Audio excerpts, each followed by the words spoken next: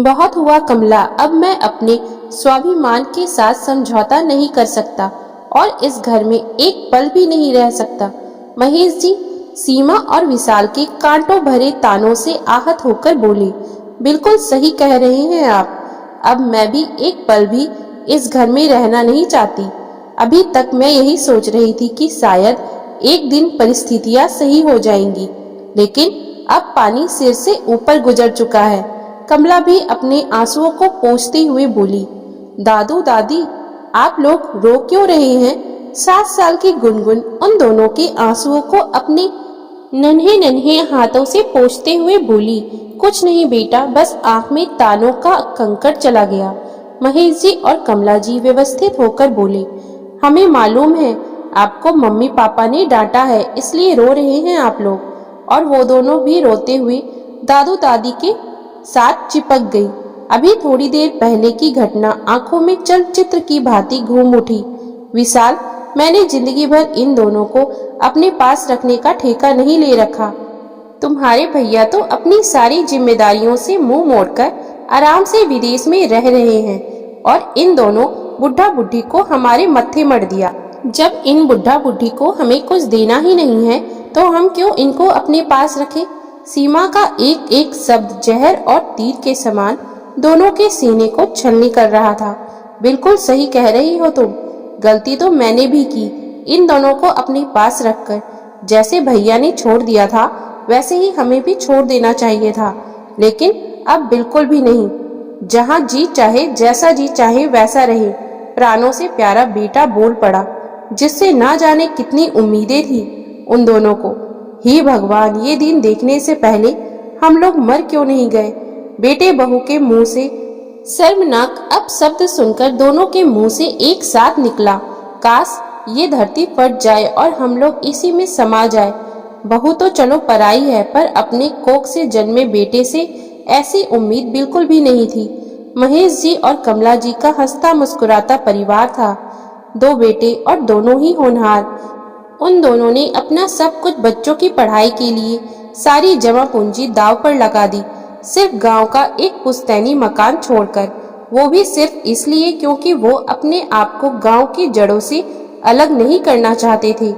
और उनकी सोच यही थी कि एक दिन जब बच्चे तैयार हो जाएंगे तो हम लोगों को अपनी फिक्र करने की क्या जरूरत। ईश्वर की कृपा से दोनों बेटे पढ़ लिख कर इंजीनियर भी बन गए। बड़ा बेटा विदेश में सेटल हो गया और वहीं शादी करके वहीं की नागरिकता लेकर हमेशा के लिए वहीं बस गया। बहुत धक्का लगा था उस समय, लेकिन अभी छोटे बेटे से उम्मीद की किरण बाकी थी। लेकिन कहते हैं ना कि अगर एक बच्चा ऐसा करता है तो दूसरा भी उसके नक्शे कदम पर चल पड़ता है। विशाल ने भी अपने साथ काम करने वाली सीमा के साथ शादी कर ली और एक दिन अचानक दरवाजे पर लाकर उन दोनों के अरमानों को एक साथ ध्वस्त कर दिया। खैर, बच्चों की खुशी में खुद को ही दोनों ने खुश कर लिया, लेकिन सीमा अपनी मस्ती में मस्त रहने वाली लड़की थी। उन दोनों से कोई ज्यादा मतलब नहीं रखती और जब देखो तब उन दोनों को अपने पास रखने का एहसास जता देती। समय पंख लगाकर उड़ने लगा। सीमा की गोद में 2 जुड़वा बेटियां आ गई, गुनगुन और मुनमुन। दोनों बेटियां अपने दादू दादी से बहुत ज्यादा प्यार करती थी। सीमा जब भी ऑफिस या बाहर जाती, यहाँ तक कि शहर से बाहर भी, तो भी वो दोनों बच्चियां अपने दादू दादी के पास ही रहती। समय के साथ विशाल और सीमा ने अपना घर खरीदना चाहा। पापा, बहुत दिन किराए के घर में रह लिए, अब हम चाहते हैं कि अपना घर खरीद लिया जाए। रुपए कम पड़ रहे हैं तो आप गांव वाला घर बेच दीजिए। विशाल पास आकर बोला, बेटा, जब कभी हम लोगों का मन करता है तो 2-4 दिन के लिए अपने लोगों के बीच चला जाता हूँ। अगर एक बार घर बेच दिया तो हमेशा के लिए गांव से दूर हो जाऊंगा। मैंने अपने जीवन भर की कमाई, सारी जमा पूंजी, यहाँ तक कि कमला ने अपने गहने तक तो तुम लोगों पर न्योछावर कर दिए, लेकिन अब वो घर नहीं बेटा, एक तरह से महेश जी ने मना करते हुए कहा, क्योंकि महेश जी अपने आप को पूरी तरह से खाली नहीं करना चाहते थे। विशाल और सीमा का व्यवहार देखते हुए समय पता नहीं कब पलटा खा जाए, तो कम से कम सिर छुपाने के लिए छत तो होनी चाहिए। और वो दिन जल्द ही आ गया। पापा, हम लोगों ने आपको इतने दिनों तक अपने पास इसलिए नहीं रखा कि आप मुझको वो घर बेचने के लिए मना कर दे। मुझको तो वो घर बेचना ही है। अब तो विशाल तमक कर बोला, और क्या, आप लोगों को हराम की रोटी इसलिए नहीं खिलाई। समझ लीजिए वो घर इतने दिनों तक की रोटी खिलाई उसका किराया है। सीमा भी तमक कर बोली। महेश जी भी बोल पड़े, अच्छा, तो अब इन लोगों की निगाह मेरी आखिरी जायदाद पर टिकी है, लेकिन मैं वो घर नहीं बेचूंगा, चाहे जो कुछ भी हो जाए। महेश जी और कमला जी ने कठोर फैसला ले लिया और उस दिन से सीमा और विशाल उल्टी सीधी बातों से हर पल उन लोगों का सीना छलनी करते रहते। लेकिन वो दोनों सिर्फ गुनगुन मुनमुन के कारण ही वहां पर रुके हुए थे और आज तो उन दोनों ने सारी मर्यादाएं ही तोड़ डाली। हम लोगों को मम्मी पापा की जगह बुढ़ा बुढ़ी तक कह डाला। ये सब देखकर उन लोगों का मन पूरी तरह से फट गया और वो दोनों गांव जाने की तैयारी करने लगे। दादू दादी, आप लोग कहाँ जा रहे हैं? गुनगुन और मुनमुन उन दोनों को घर से बाहर निकलते हुए देखकर बोली, बेटा, हम लोग गांव जा रहे हैं, हम भी चलेंगे। और दोनों उन लोगों के पैरों से लिपट गई। नहीं मेरे बच्चों, तुम लोग यहीं अपने मम्मी पापा के पास रहो। हाँ, जब बड़ी हो जाना तो अपने दादू दादी से मिलने गांव जरूर आना। दोनों ने रोते हुए बच्चियों को बेहद कठोर बनकर अपने से अलग किया और बाहर निकल गए। आज तक वो दोनों उन्हीं दोनों की मोह ममता पे तो फंसे थे। विशाल और सीमा दूर से देखते रहे और एक बार भी रोकने की कोशिश नहीं की। वो लोग तो गांव चले गए, लेकिन इधर दोनों बच्चों का दादू और दादी के बगैर रो रो कर बुरा हाल हो गया और दोनों बच्चों गुनगुन और मुनमुन की बहुत तबीयत खराब हो गई। बुखार उतरने का नाम ही नहीं ले रहा था। डॉक्टर भी परेशान कि इतनी अच्छी दवाइयां दे रही हैं, बुखार उतर क्यों नहीं रहा। समझ तो सीमा और विशाल भी रहे थे कि ऐसा क्यों हो रहा है, लेकिन मानना नहीं चाह रहे थे। 15 दिन बीत गए। उधर महेश जी और कमला जी दोनों बच्चियों की याद में तड़प रहे थे और इधर ये दोनों बच्चियां कैसे ना तड़पते। दोनों आखिर दादू दादी दोनों ही बच्चों से बहुत प्यार करते थे। अच्छी अच्छी कहानियां सुनाना, रात को अपने पास सुलाना, लाड प्यार से खाना खिलाना, सब कुछ किया करते थे। इसलिए बच्चियां भी उनसे दूर नहीं रह पा रही थी।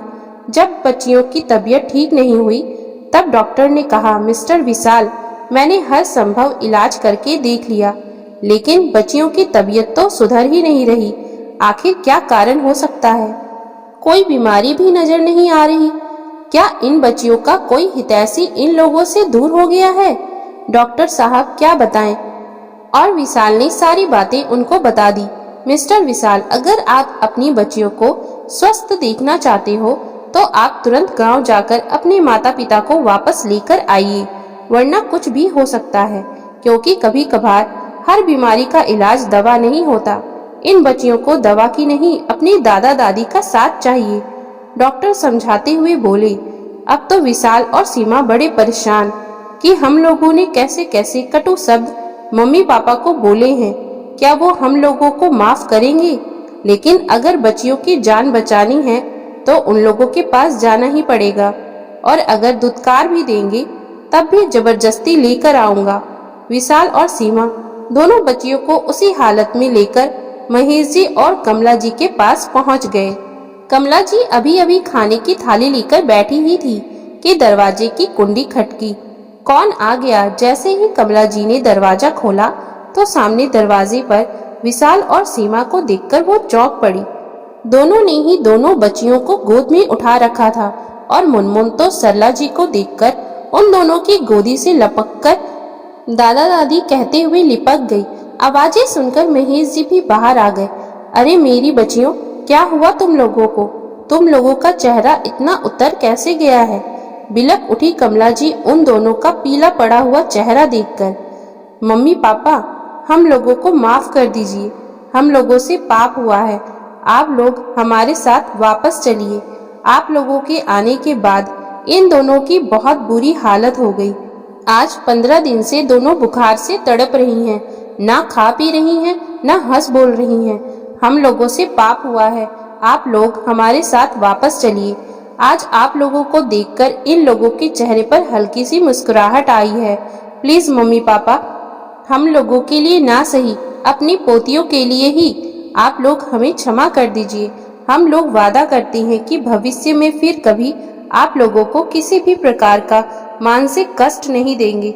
अगर कभी भी आपको कुछ इस तरह का महसूस हो तो हम लोगों को जरूर छोड़ दीजिएगा। विशाल और सीमा ने उन दोनों के पैर पकड़ लिए। हाँ मम्मी पापा, मेरी बच्चियों की जिंदगी मेरी झोली में डाल दीजिए।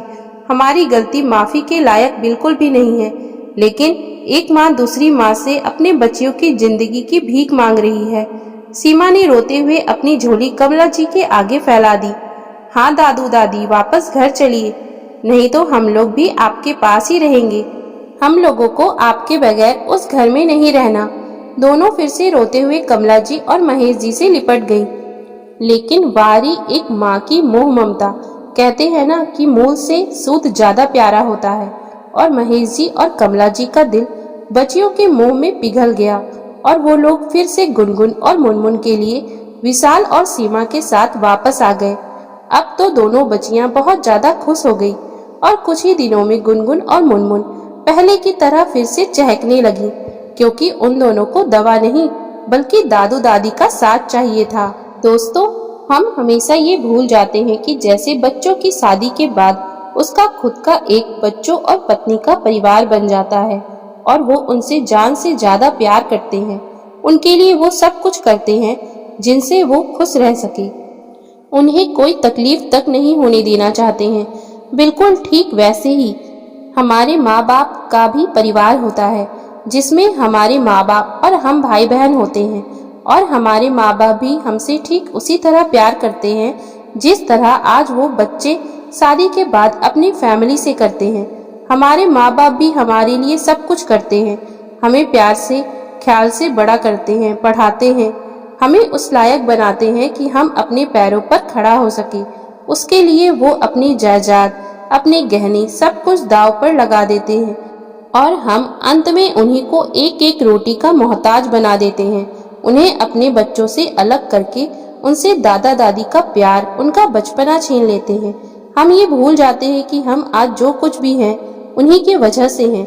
अगर वो हमें पढ़ाते लिखाते नहीं, एक शिक्षित इंसान नहीं बनाते, तो हम वहाँ आज पहुँच ही नहीं पाते। तो दोस्तों, जैसे आपके माँ बाप ने आपके साथ जो किया है, प्यार और मोहब्बत से आपको बड़ा किया है, तो क्या आपका ये फर्ज नहीं बनता कि आप उसका 10% ही सही उन्हें प्यार और इज्जत दे सके।